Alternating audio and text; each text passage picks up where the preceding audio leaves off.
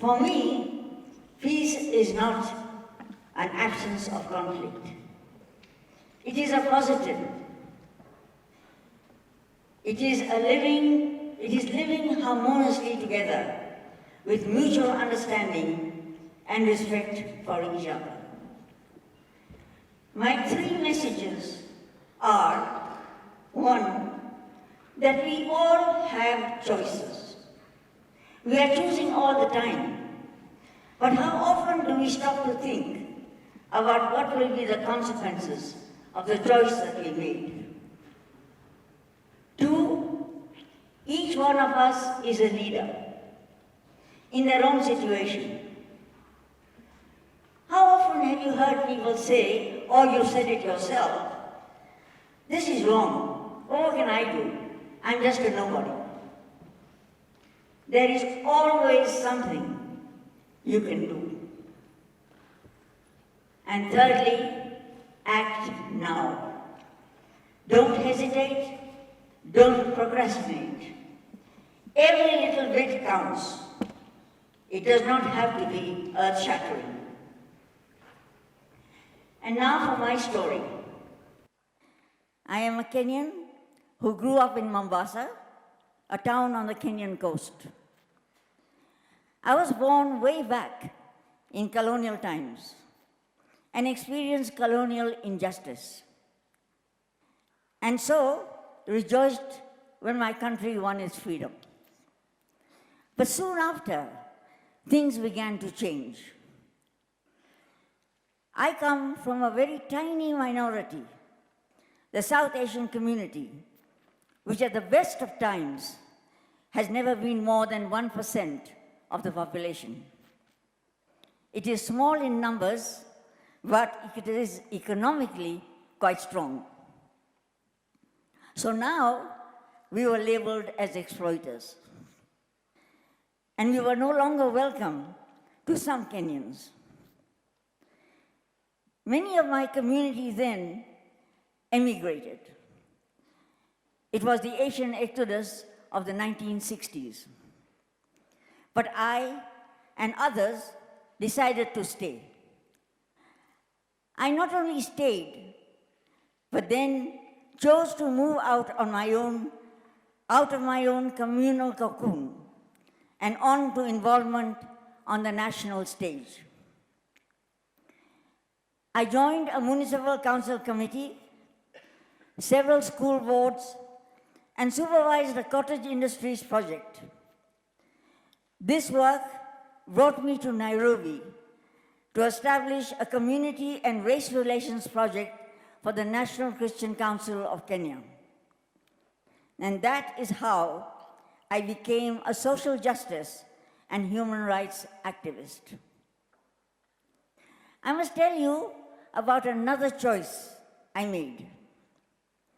In the heart of Nairobi is a 4-acre garden, the only green space in the city. Here, people come to relax, to study, to socialize, and just to enjoy nature. And there are all sorts who come, regardless of race, ethnicity, religion, or status. In Jeevanji Gardens, we are all one.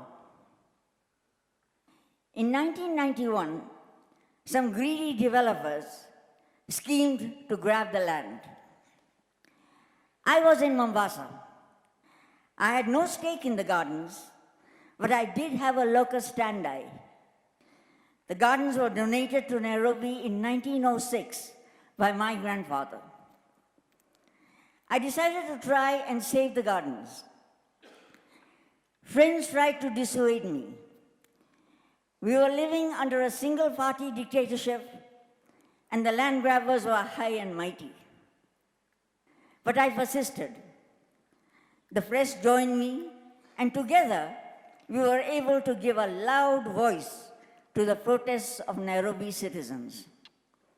I'm glad to say that we still have Jeevanji Gardens in Nairobi today.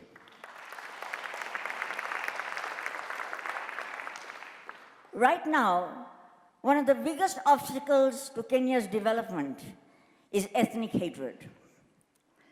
a mindset whereby we condemn entire communities. When a person behaves badly, instead of saying X or Y is not a good person, we proclaim that the entire community is either dishonest, unreliable, unpatriotic, or exploitative, and label it with a negative stereotype. Surely, this is something we can all do. Just correct our speech and that of others around us. I remember in colonial times, I used to refuse to use the term boy when I addressed my African servant. Now, as I fight for women's rights, I insist on being called Ms., not Mrs. or Miss. How people talk says everything about what they think. We must lead by example.